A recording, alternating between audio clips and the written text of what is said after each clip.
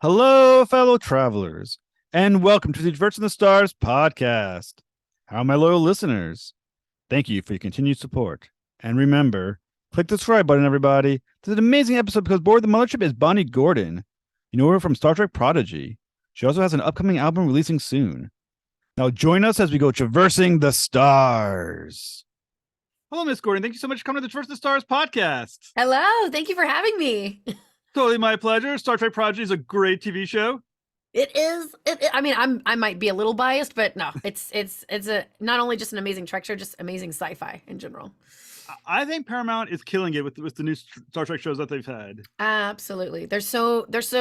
I always like to joke about like what a time to be a Trekkie. You know, like we have so many new Star Trek shows coming out, so many new fans being reached, and a new generation of Star Trek fans with shows like Prodigy and Lower Decks coming out. So I just love that it's opening up a whole new audience for Star Trek. You know, people who've not really got into it back in the day are now jumping in going, oh, this is actually cool. And we're like, yes, come join us. We are cool. We have science on our side. Well, I will say I was a wayward Star Trek fan for quite some time. And then Star Trek Discovery sucked me back in. And now I've gone back and rewatched them all over again. And I'm like, oh, I am a Star Trek fan once more. Yep, I've been made.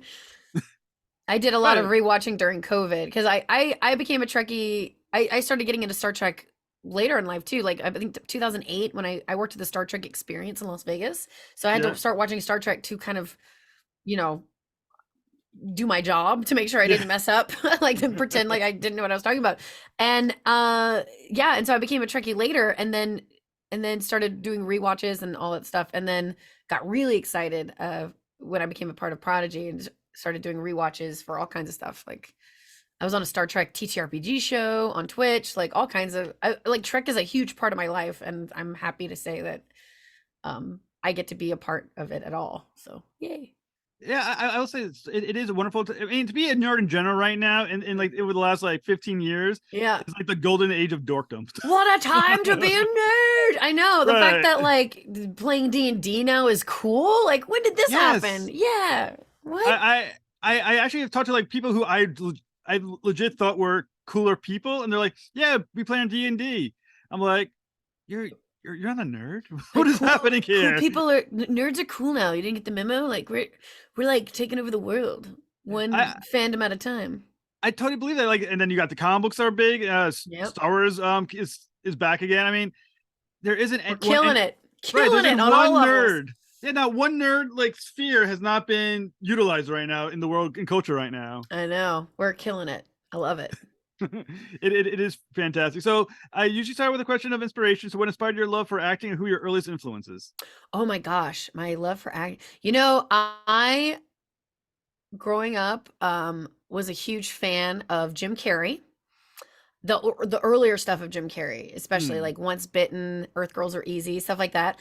And then I remember watching I Love Lucy and the Carol Burnett show, and seeing these two redheads, these two women who were beautiful in their own, in their own way, but also were not afraid to be ugly, and they were not afraid to be ridiculous, and not afraid to like go full out with their face and their body, and putting themselves in ridiculous scenarios. And at a time where,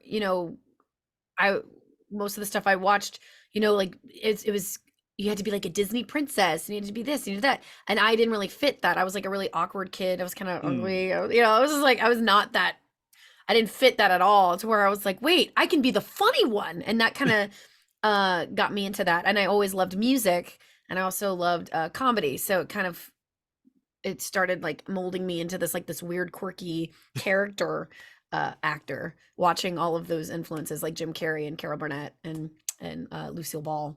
My middle name is also Ball. My full name is Bonnie Elizabeth Ball Gordon, but a lot of people call me Bonnie Ball growing up. And so like, I kind of would like in my head pretend that I was related to Lucille Ball in my own way. I'm sure awesome. Down the line, I'm sure like maybe like, I don't know, if we get like a piece of her hair so I could do a 23andMe, like I could see if we're actually related. That would be amazing. There's going to have to be a Star Trek episode where they go back to, because Lucille Bell is so connected to Star Trek as well. Exactly. How crazy is that? That she's like the the godmother of Star Trek in her own way. Yeah. I didn't even realize that till, I mean, you know those the things on Facebook, like how old were you when you learned? I probably was like 35 when I realized she was an integral part of the Star Trek franchise. Isn't that crazy? It's such a cool connection because she was such a big part of making me who I was growing up. And then like later Star Trek became that for me. And to have it linked together, I'm like, wait, Lucille Ball and Star Trek? What? Yeah, it's good. It's good stuff. I was like I said, you're going to have to play Lucille Ball in a future episode of Star Trek.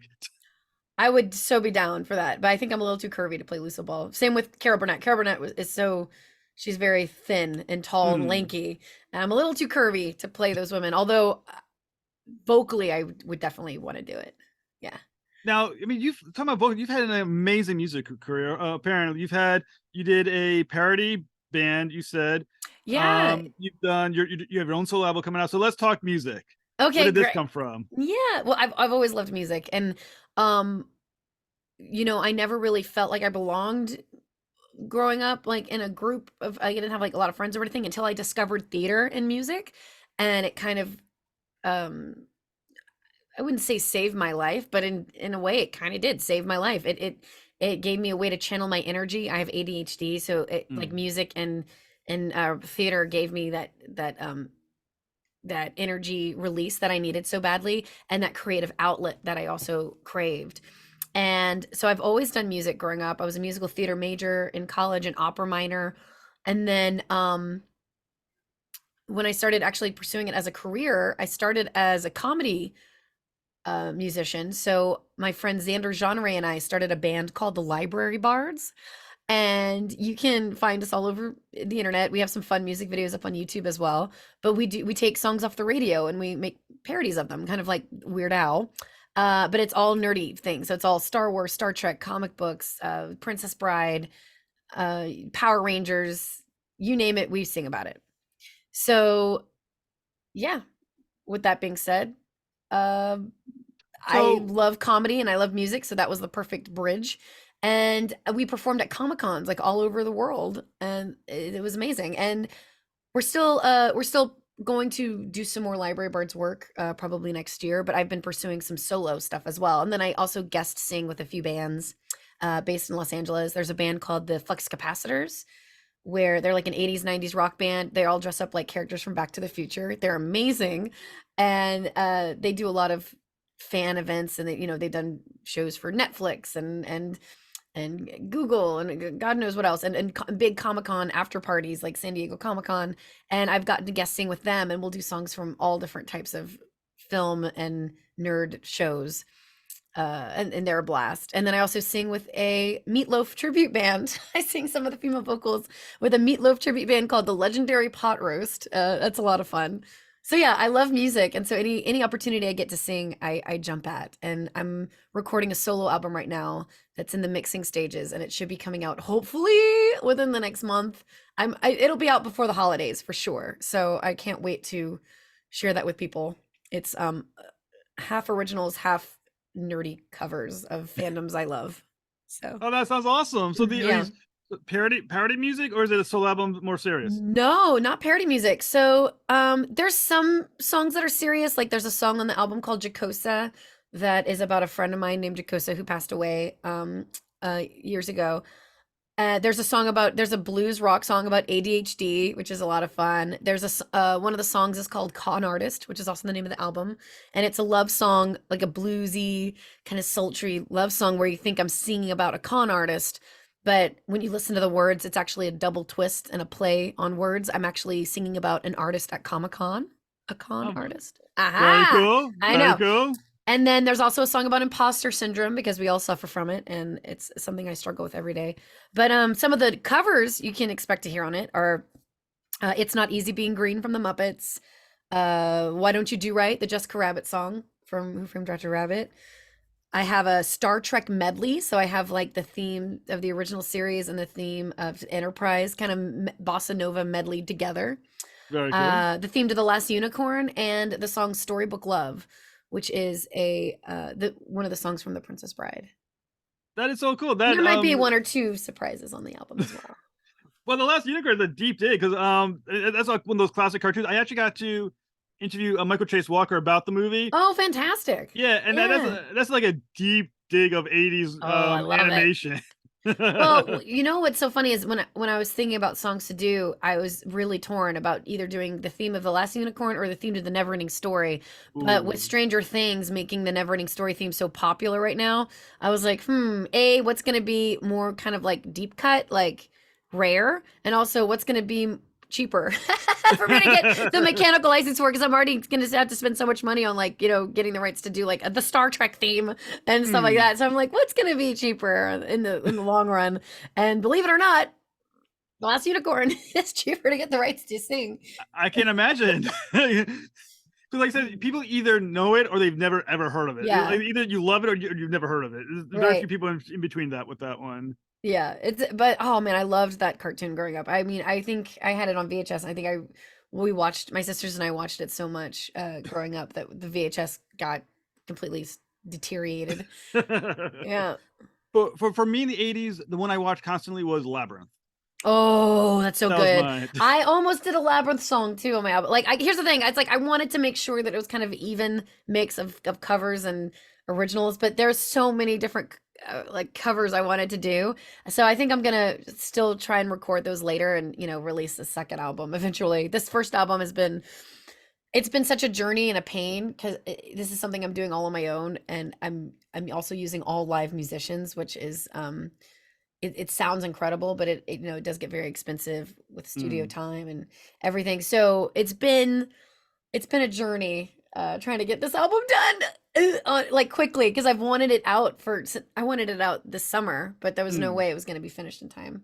But it's in the mixing stages right now, so it's getting so close. And kudos to everyone, if whoever's watching, that worked on it, all the musicians, the studios, the person mixing, like everybody's been so incredibly patient and nice to me, like trying to help me navigate this pool of water I've never been in, that I just jumped in without checking the temperature. Ah! So for Labyrinth, which song would you have done? Oh, probably As the World Falls Down, Mm. because I used to sing in a band called Windows to Sky, and we did that song in three-part harmony, and it's such a beautiful, beautiful song. And I would have probably have tried to make an arrangement that was similar to that. But that's another thing, is I didn't want to do that song and members of that band think that I was like trying to copy them in any way, because Mm. I want to make sure that what I'm doing is original, with the original arrangements and whatnot. So it's So been it's been a journey, but it's been so much fun, and I can't wait for it to come out. Like, seriously, I'm dying to have it come out. I'm just so ready for it. well, the songs that are original, are you writing Mhm. them? Did you write them yourselves, or did you write the lyrics to I them? did. I did. Really? Hmm. So- And even with the parody stuff, a lot of the parodies that we would write for Library Bards, I would write the lyrics for as well. I love writing lyrics. It's funny because I have so many original songs that I've just been kind of sitting on for so long. Yeah. And this past year, with COVID, with the quarantine last year and then this year, I went through some health scares, like some Mm. like cancer scares and health scares. And it kind of woke me up in a sense of like, I'm sitting on all this original music that if something happened to me, no one would ever hear. So it Mm. kind of it kind of kicked me into gear and inspired me to do this album. So I have kind of almost like something to leave behind of myself. Yeah. Parody part. Have you ever seen the TV show Big Bang Theory Of course. Yes. with Rajan and Howard? They did a parody. Is it like that parody, or is it like good? It's you know what? I consider our parodies very good. Here's the thing with parody. There's a lot of parodies out there, and sometimes you can write a parody about something and then just put it out there. Um Xander and I would be very, what's the word I'm looking for? Not detailed, but like whenever we would write a parody, we'd make sure that we were honoring the fandom, Mm. and we wanted our lyrics to be both fun and catchy, but also clever. Um, and I feel like a lot of parodies fall into the category of being like, you know, um, I don't want to use the word lazy, because again, parody is parody. It's all with interpretation.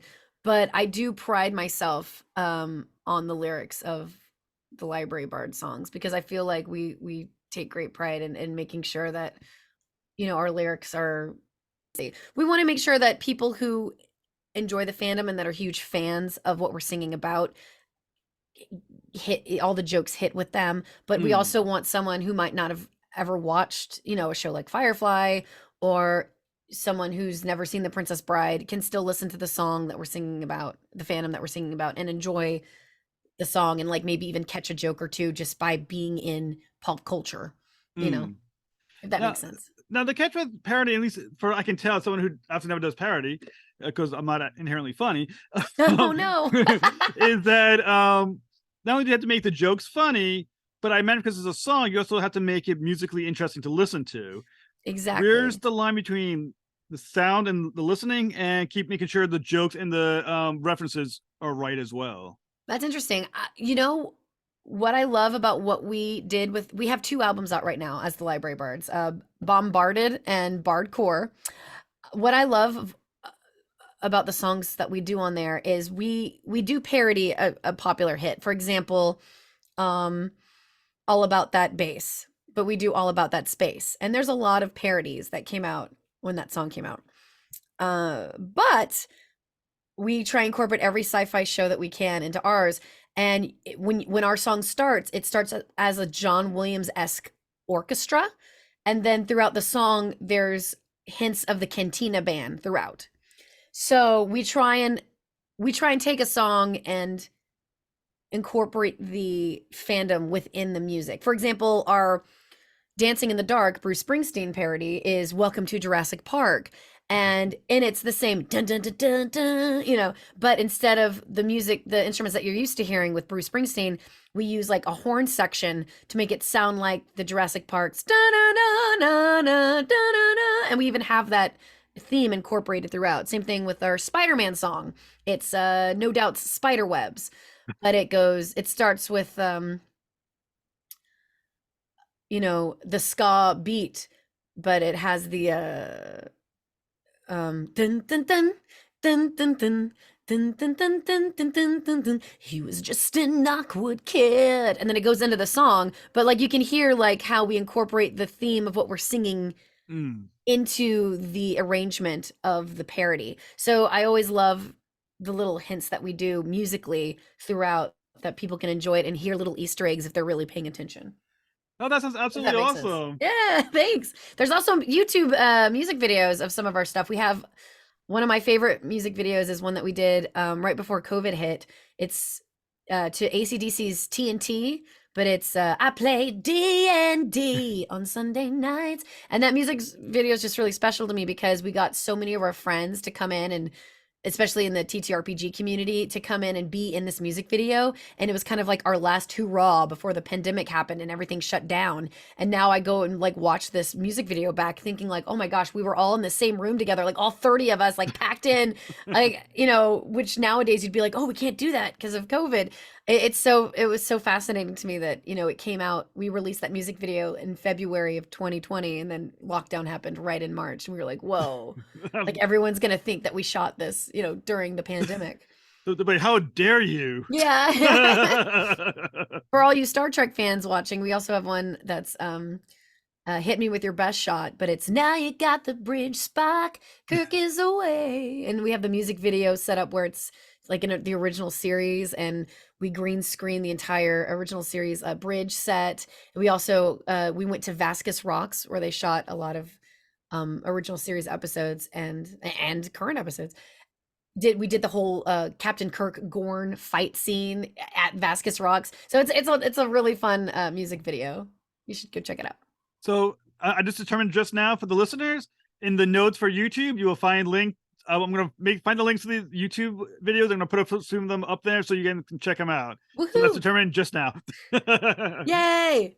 I'll send this And to you. oh, that'd be awesome. And also, just so our listeners know, the name of the new album is gonna be what again? Con artist. Con artist. Very cool. You'll probably find me selling them at Comic Cons. Near you. Well, do you go to a lot of the conventions? I do. We did a whole bunch as the Library Bards, and then this year I've been doing a whole bunch solo, especially now that Star Trek Prodigy has come out. I was already doing a lot of Comic Cons with voiceover work, I do voiceovers on some really fun franchise video games like Street Fighter and Fire Emblem and Mega Man. So I was already doing Comic Cons as a voiceover guest, and now with Star Trek um, under my credits, it's been really nice, really pushing the sci-fi conventions and the Star Trek conventions, because those are the ones I wanted to go to anyway. Because I'm such a nerd, and I'm like, yes, I want to go to the Star Trek conventions, and I always sing. I always try and musical guest at these conventions as well. I'll be at Space Indie or Starbase Indie Con in Indianapolis Thanksgiving weekend. So if any of you are in that area, come check us out. It's going to be a lot of fun. Aaron Walke from Star Trek Prodigy will also be there. We're going to be talking Prodigy. I'm going to be doing, I think, 2 concerts. I'm not quite sure what the programming schedule has me down for yet, but it's going to be a fun weekend, and it's Thanksgiving. So come be thankful for Star Trek with me. So how much crazier have your convention appearances been now that you are now Star Trek? Well, I mean, what's incredible is I was already such a Trekkie and in the Star Trek community already, especially with the Star Trek TTRPG show Shield of Tomorrow and Clear Skies that I was doing. So getting to be a voice on Star Trek Prodigy just kind of amplified the community that I already had, which was awesome. And that's what I think has been the most fun, is doing a lot of these conventions. And yes, people have been coming up really excited about Prodigy, but also coming up saying like, oh, I love you in Shield of Tomorrow. Oh, I loved you in this. Oh, I know you from The Quest on ABC back in 2014. And I'm like, whoa, the fact that if people have been following me for so long and have been on this journey with me is so, it's really special. I'm just a nerd that wants to do nerdy things and make a living being a nerd. And the fact that people are wanting to lift me and ride this roller coaster of a life with me and help me on my journey is unbelievable. Like I just started my own personal Patreon so I could start working on my own solo music and solo content. And the engagement on there has been so incredible, with people just like ready to go, like, what do you need, let me help you, let's make this song, let's do this, let's do that. And I'm like, oh my gosh, really? Like, as a creator and as a creative, I'm sure you feel this way too, especially in this industry. The imposter syndrome can really beat you down. You feel like you don't deserve people's admiration, you don't deserve success, you don't deserve where you are. You feel like you don't really belong. There's so many times I walk into a voiceover booth and I'm like in a panic mode thinking, I'm going to get fired tomorrow because I just never feel like I'm good enough. I'm not talented enough. I'm not good enough. I'm not pretty enough. This industry has a way of just knocking you down. And it's so just not even just like self-validating, but just so heartwarming. And I'm getting all emotional. It, I'm having trouble finding the words that this past year has shown me, with the Star Trek community being just so open and welcoming to me, especially since I was so nervous. I was following in Majel Barrett Roddenberry's footsteps, and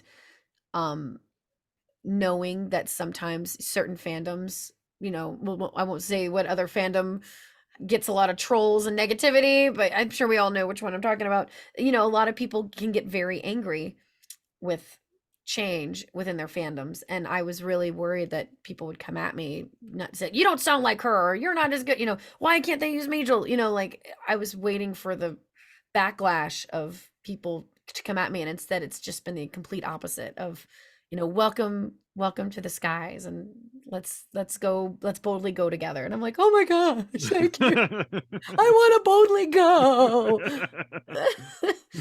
Well, I wouldn't say, when you talk about which fandom, I find that there's such an angry contingent in almost every fandom. True. For no apparent reason. It's hard to pick which one is the angry one. I was hinting that it was Star Wars, because so many people get so mad at Star Wars stuff. Like, I remember when The Last Jedi came out, everyone was just so angry, and I was like, you're getting new Star Wars, stop complaining. That's how I feel anytime anyone complains about anything Star Trek. I'm like, will you just stop? If you complain about it, they're gonna stop making it.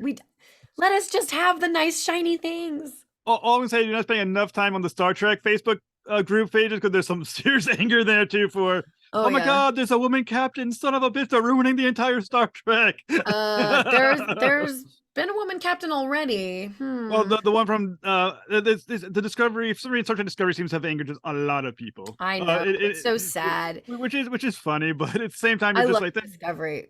I do. Like I said, that was one that got me back into Star Trek. So I was like, just And quit also bitching. the people on the show are so incredible. Like people like Anthony Rapp who just and Wilson Cruz, they just and Blue, they all just stand up.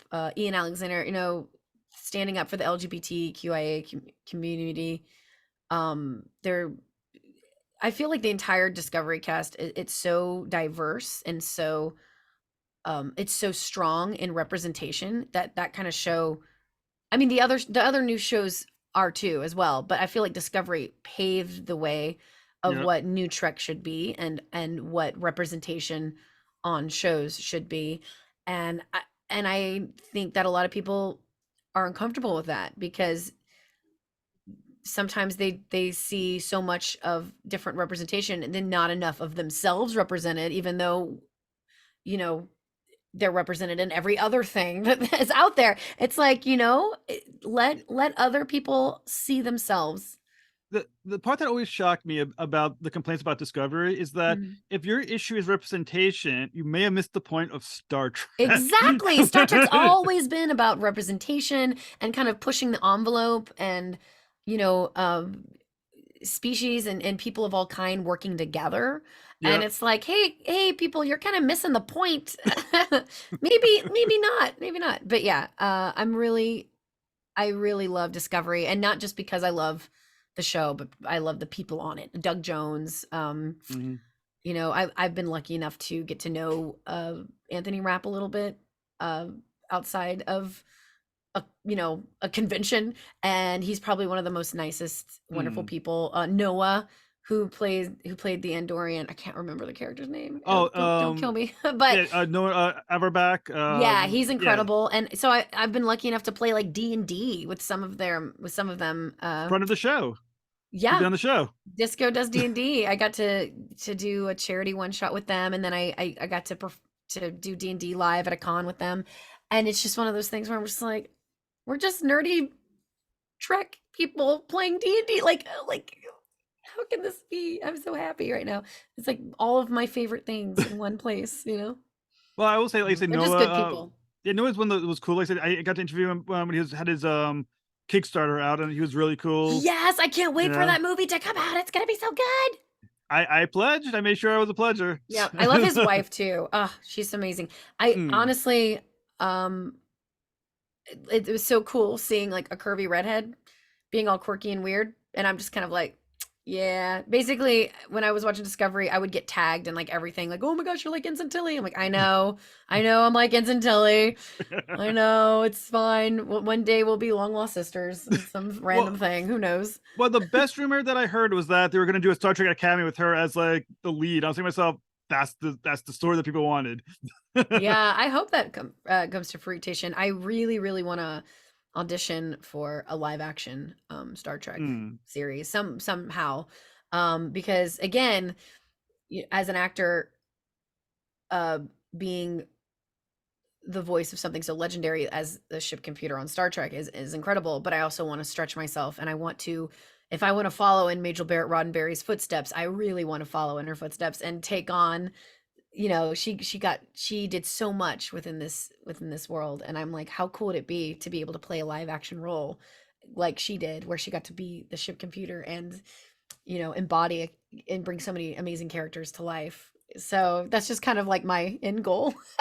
What's fine. What's so fascinating about it is that you feel like you've had a road that just brought you here. You like I said, you did the Star Trek experience. You were in Geeks and Yeah. Sundry. You were the ship, and now you played a Bajoran who was people know from Star Trek. It's like, did that help you get the role? I mean, did they already know you from Star Trek? No, they had no idea. In fact, I remember I was so nervous. I had to pull every string I could just to like get the audition for the voiceover thing, because I think they were trying to cast young people, and I'm older than I sound.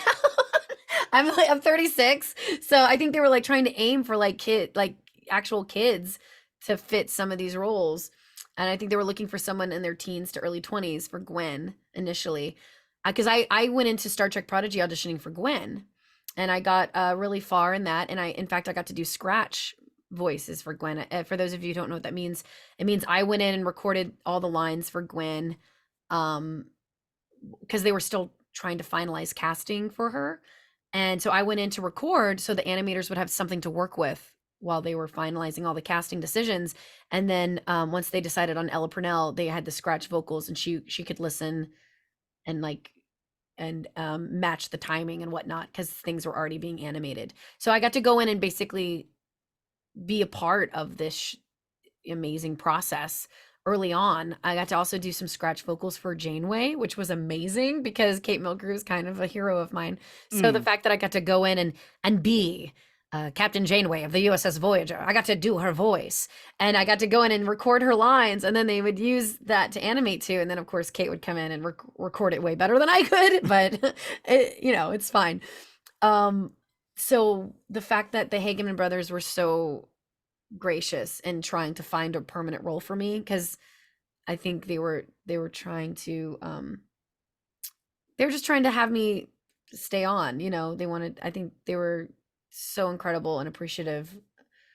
I'm appreciative of them, to be honest. Like, they're just so amazing.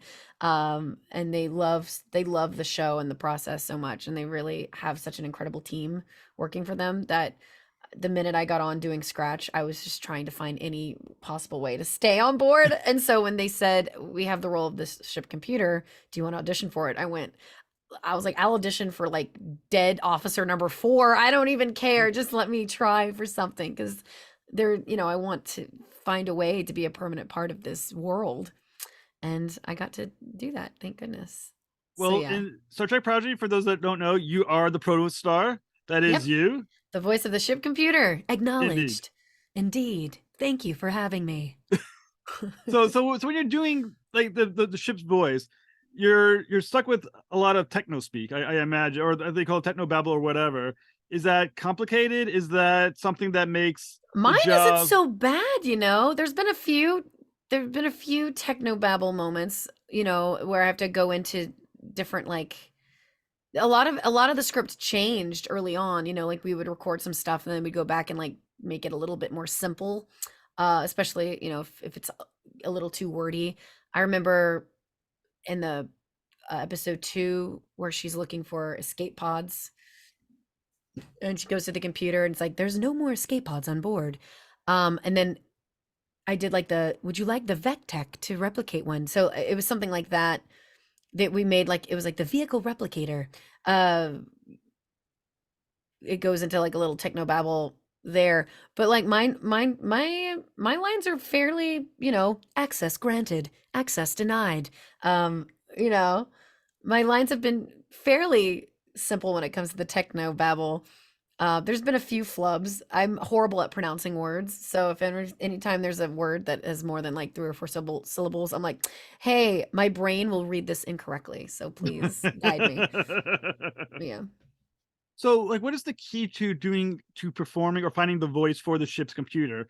I mean, obviously it's a human voice, but are you also trying to, what kind of consideration do you make in how you're going to portray it? Sure. Actually, it's a cool story. Whenever I was initially auditioning, I asked the Hageman brothers if they wanted me to do a Majel impression, and they said no, they wanted to make it more original. And what we initially decided on is to have it like a robotic voice, but also to add some warmth to it, because the Protostar, it's a ship that all these kids are on, that are pretty much, they were orphaned, they were, forced labor on this planet. They've never really had a home, they've never really had a family. So the Protostar becomes that for them. And so we wanted to add a little warmth to the computer's voice to give it, especially with children watching, to give it that kind of, like, to make the Protostar feel like a safe place, if that makes sense. It's their safe place. And it's not just like a cold machine. So it's been fun just having like little lines like Protostar warp activated, you know, stuff like that, but it has like a little bit of a warmth to the voice, and it's not like a Protostar, you know, it's not like Right, right, right. it's not like an automated dead sounding voice, completely computerized. It has some kind of a little bit of emotion behind it. And you know, obviously when as an actor I don't really get to act much as the computer. I don't get any, you know, meaty scenes or whatever, but it's incredible to just be a part of the process and to see how these characters interact around the ship, and to be a small part of that is So, have you ever amazing. seen the TV show Green Lantern, the animated series, Yeah. where the Yeah. computer eventually creates its own body to interact with the crew better? I mean, that would be freaking awesome. That's what I'm saying. I mean, has there been any conversations like, hey, since we have this actor doing the voice and the ship has a part that can create anything mechanical, why is there not a mechanical walking Protostar character moving around I that ship? mean, I'm down. Let's go. Just gonna throw that out there if anyone's listening. Make this happen. Yeah. I mean, I'm really hoping that Prodigy gets picked up for a season 3, because I feel like it's just such an important show to have right now, especially with all this new Trek coming out. What a great way for the next generation to be introduced to Star Trek, and a way for families, like parents who love Trek, who want something to watch with their kids. It's like they can all watch it together and everyone enjoys it. And it gets, I feel like just it's such an important show to have right now, because the way the world is, the lessons of working together, and uh, accepting all of our differences in a healthy way, and finding a way to just want peace and exploration instead of chaos. I feel like it's such an important message for kids to have right now in these times. And it's a great launch point for to get the kids back into Star Trek as adults. I mean, Exactly. you need that entryway, and that seems like a great entryway. Uh, Exactly. Well, yeah. I've seen a lot of interactions like on Twitter and whatnot of people posting pictures of their kids watching Prodigy, and then when we had that hiatus in between parts 1 and 2 of season 1, a lot of the kids are like, you know, what else can I watch? You know, if they're interested in Star Trek, and a Mm, lot of them have started them on Voyager, because now these kids know who Janeway is, and they mm. recognize this woman. They're like, that's Janeway, and it's now it's like kind of bridging the gap to these younger generations, like these kids and teenagers who've never seen Star Trek before, and now they already know a little bit about the world. They know some of the lingo. They know what Starfleet is and what is represented by it. So now they can jump into Next Gen, they can jump into Voyager, they can jump into DS9, and actually like understand um what these kids are learning with them. Yeah, and there's that one episode, with the Kobayashi Maru. If I'm pronouncing it Episode right. 6, written by Aaron Yes, Walkie. It's one of my yeah. favorites. And they had Spock, they had Scotty. I mean, so many of Beverly the characters. Crusher, Uhura, Yeah, Odo. Yeah, Oda. it was everybody. That was the love letter. That was literally the love letter of Star Trek on that show. Oh, it was such a good episode. Uh, it was one of my favorite episodes to record too, because you can imagine as the computer announcing things like communications officer, Uhura, science officer, you know, science officer Spock, chief chief of security Odo. So I'm like, and I'm having to read these lines, and I'm seeing all of this for the first time. So I'm reading the next line going, oh my gosh, you know, thinking like, we're getting Spock, we're getting this, you know. So I'm freaking out, thinking of like imagining all of these cameos. I was just so thrilled. As a Trekkie, knowing that I was announcing these legends, and knowing that I feel like one of my favorite moments ever was during the credits of that episode, and seeing my name on the same screen as Leonard Nimoy and Nichelle Nichols and Gates McFadden. I was just like, are you kidding me? I get teary thinking about it. I want to print Mm, that. I want to get a high res of that and print that on a canvas, mm. because my God, what, as a Star Trek fan, and then now working within the, you know, world, it's like, oh, I'll never get to work with Leonard Nimoy. I'll never get to, you know, bless her soul. I'll never get to work with Nichelle Nichols. I'll never get to work with some of these, you know, legends that we've lost. And the fact that I technically did and got to share a credits screen with them. I know it's so cheesy and silly. Like it's not. It's so silly, but for me, it was a really big deal. I was No, freaking I, out. I can only imagine. I mean, as someone who does a podcast and has had a lot of Star Trek people on my show now, the Mhm. fact that there's certain people who I know I can never get now, it's just, you know what I'm saying? It's like, oh, I wish I had Yeah. been gotten the podcast sooner to make some of this happen. You know? Yeah, yeah. It's always the what ifs. Yeah. Yeah. Well, was Nichelle Nichols? I think was she recording? She was alive when she was recording that. She was alive, but they didn't use her voice. They used so what they did with Spock, Uhura, Odo, and Scotty is they went through the archives and got clips of them because Nichelle Nichols' voice does not sound the same as it did back when she was on the original series.